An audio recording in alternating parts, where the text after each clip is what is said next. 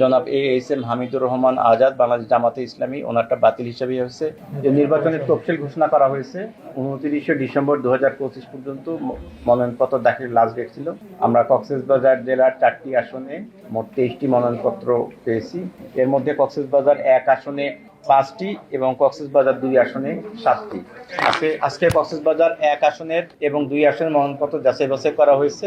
তার মধ্যে কক্সবাজার 1 আসনে 5টির মধ্যে 3টিকে বৈধ হিসেবে বিবেচিত হয়েছে এবং 2টি অবৈধ বা সঠিক কাগজপত্র সঠিক না থাকায় বাতিল ঘোষিত হয়েছে। বাতিল হওয়া মোহাম্মদ সাইফুল ইসলাম, উনি স্বতন্ত্র, বাতিল করার ঘোষণা করা হয়েছে। মোহাম্মদ সারোয়ার আলম কুতুবী, উনি ইসলামী আন্দোলন বাংলাদেশের, বাতিল ঘোষণা করা হয়েছে। আর কক্সবাজার 1 আসন জনাব সালাউদ্দিন আহমেদ বাংলাদেশ জাতীয়তাবাদী দলের, উনি বৈধ। জনাব মোহাম্মদ আব্দুল কাদের গণ অধিকার পরিষদ, ওনারটা বৈধ হয়েছে। জনাব আব্দুল্লাহ আল ফারুক বাংলাদেশ জামাতে ইসলামী, ওনারটা বৈধ হিসেবে ঘোষিত হয়েছে। এটা হচ্ছে কক্সবাজার 1। কক্সবাজার 2 এর মধ্যে 7টির মধ্যে 5টি বৈধ ঘোষিত হয়েছে এবং 2টি অবৈধ হিসেবে, মানে অবৈধ বলবো না, বাতিল হিসেবে ঘোষিত হয়েছে।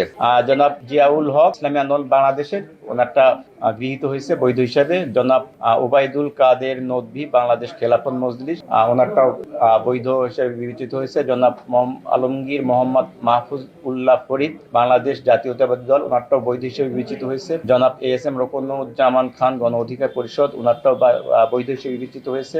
জনাব এম হামিদুর রহমান আজাদ বাংলাদেশ জামাতে ইসলামী, ওনারটা বাতিল হিসেবে হয়েছে।